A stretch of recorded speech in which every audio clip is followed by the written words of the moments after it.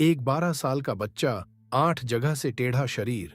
राजा जनक के दरबार में घुसा तो सारे विद्वान हंसने लगे। फिर बच्चा जो बोला उससे पूरा दरबार सन्न रह गया।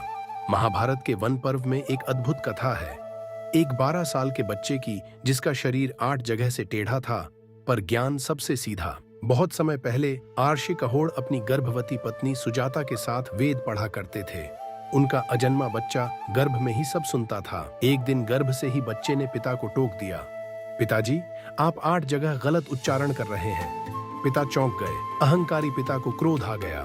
उन्होंने अजन्मे बच्चे को श्राप दे दिया, जा तू 8 जगह से टेढ़ा पैदा होगा। कहोड़ धन कमाने के लिए राजा जनक के दरबार में शास्त्रार्थ करने पहुंचे, पर वहां बंदी नाम के विद्वान ने उन्हें हरा दिया और जल में डुबा दिया। उधर सुजाता ने जन्म दिया एक बालक को जिसका शरीर वाकई 8 जगह से टेढ़ा था।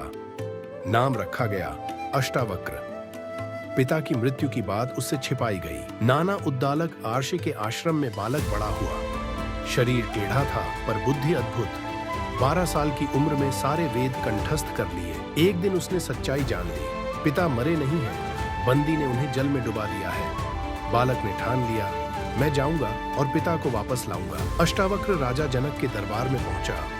उसका टेढ़ा शरीर देखकर सारे विद्वान, राजा जनक सब जोर से हंसने लगे। तभी अष्टावक्र भी जोर से हंस पड़ा। राजा ने पूछा, तू क्यों हंसा?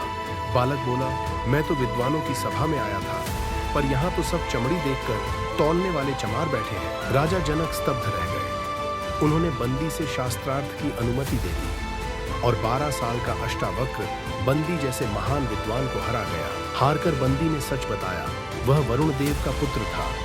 डूबे हुए ब्राह्मण मरे नहीं थे, वरुण के यज्ञ में थे। अब सब लौट रहे हैं और कहोड़ भी। पिता कहोड़ जीवित लौटे, बेटे को गले लगाया और राजा जनक स्वयं अष्टावक्र के शिष्य बन गए। इसी से जन्मी अमर अष्टावक्र गीता। अष्टावक्र की यह कथा सिखाती है, शरीर से कोई बड़ा नहीं होता, आत्मा कभी विकृत नहीं होती। अगर कथा ने प्रेरित किया तो चैनल को सब्सक्राइब करें।